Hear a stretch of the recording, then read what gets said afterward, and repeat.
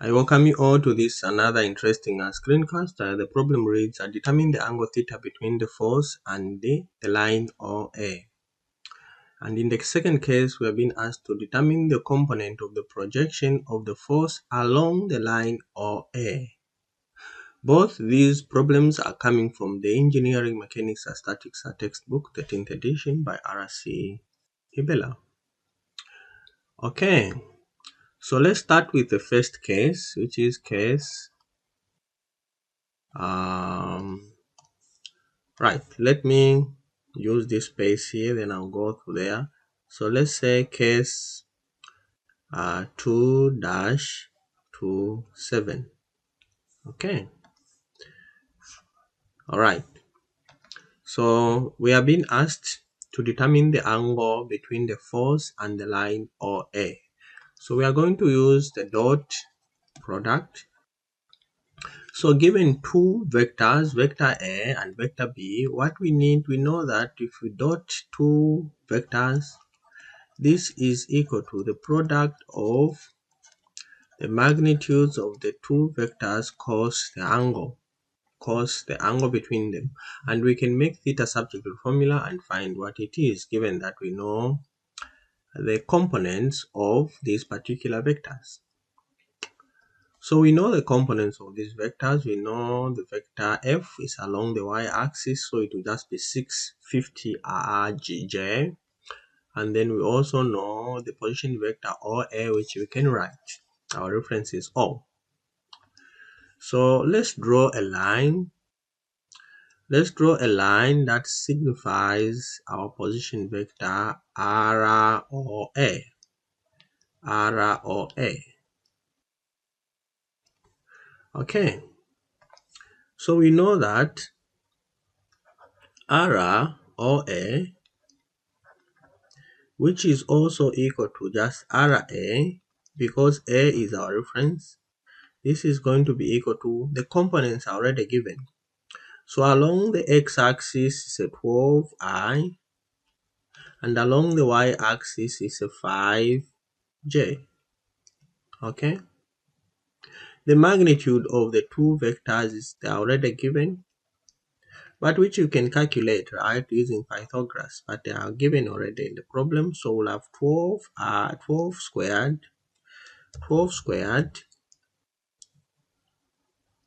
plus 5 squared. This is just going to be equal to 13, which you can prove. You calculate that's 144 plus 25, which gives us 169, and root of 169 is a 13. Yes. Then we have the force. Okay, this force vector there is just going to be equal to the unit vector times the force. The unit vector along the y-axis is just a j, therefore this is just going to be equal to 650 j. Right. Let's move there so that I write. I'm inclining a little bit because the space is a little bit underneath. So let's go up there. So therefore, again, it doesn't matter which one you start with. You know that f dot ROA is still equal to ROA dot f. So no big deal which one you start with, right? All right. So we have ROA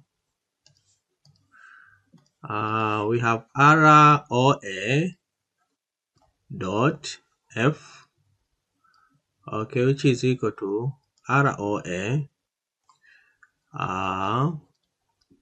which is the magnitude of ROA times the magnitude of f cos the angle times cos theta. Here, let me just indicate this equal to magnitude equal to 650. All right. And then we also know that theta itself will just be equal to cos inverse of ROA. What is ROA? Let's write it down. It's a 12I plus 5J. Okay, dot. What is F? F, it is 0I. It is 0I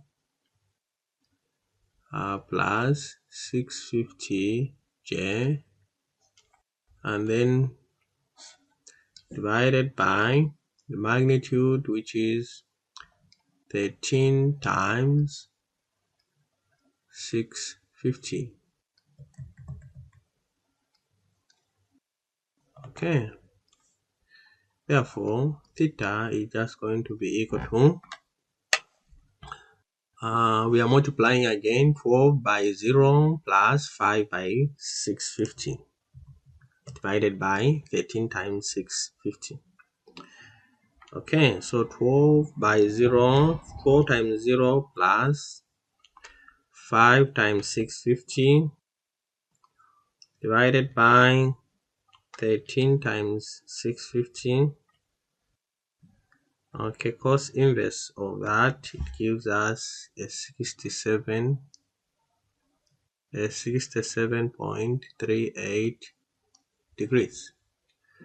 So 12 times 0 plus a 5 times 650, okay, divided by 13 times 650. 13 times 650. Cos inverse of that is a 67.38. Then the other question was to find case 2.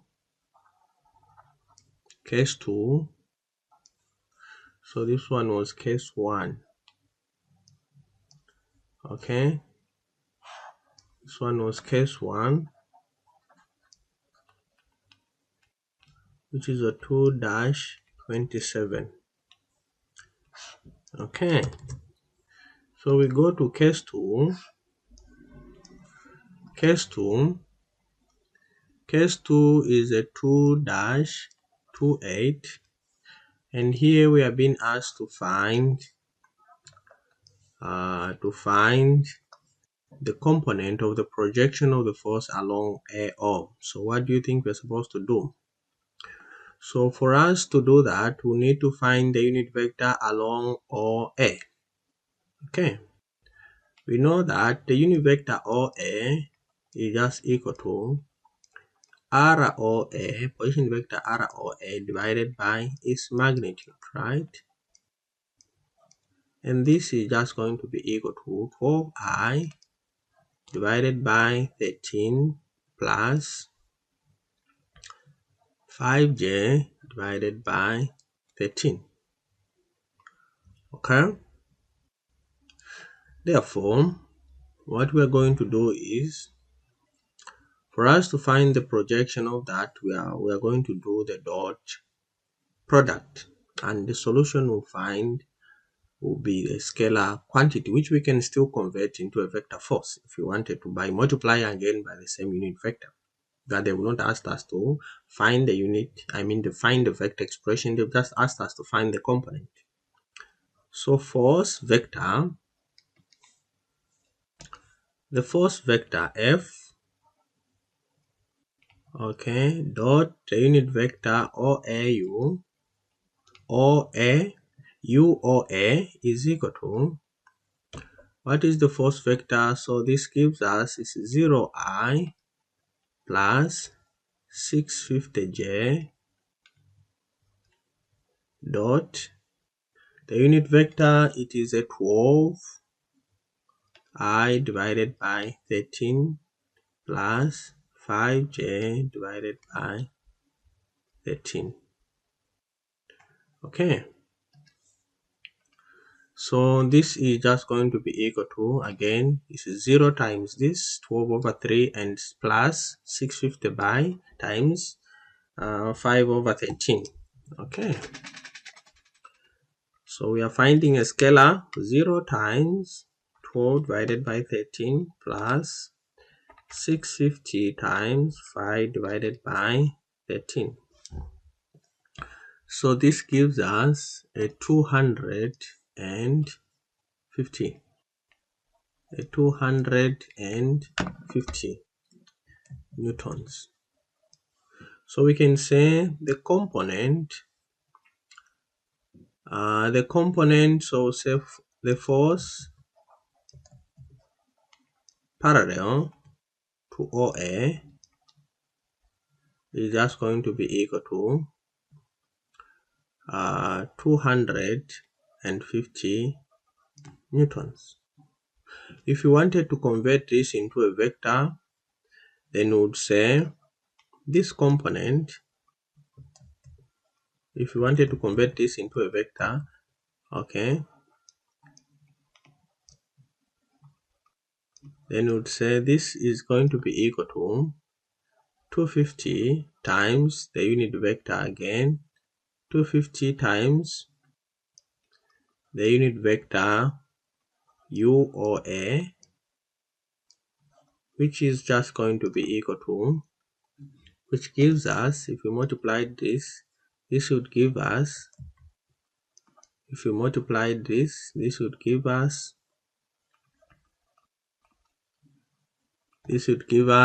let's do the multiplication. So 250 times 12 divided by 13, this would give us a 230.78 I plus 250 times 5 over 13. This gives us a 96.15 J. Okay, and or the whole lot of this, the units would be in newtons. So 250 times 12 divided by 13, 230.77. Sorry, this is supposed to be 7 here. 230.77. This is supposed to be 7 here. Okay. 230.77. Okay, plus 250 times 5 divided by 13, which is 96.15. All right. I guess we are done. We found the magnitude, which is just a scalar quantity along A or OA. We've also found vector expression, which was not asked in the first place. We just decided to find it. All right. And then we also found the angle between the force and the line OA. I hope the video was helpful, and if it was, give me a thumbs up. Like my video, continue subscribing and liking my channel. Bye bye, and see you in my next screencast.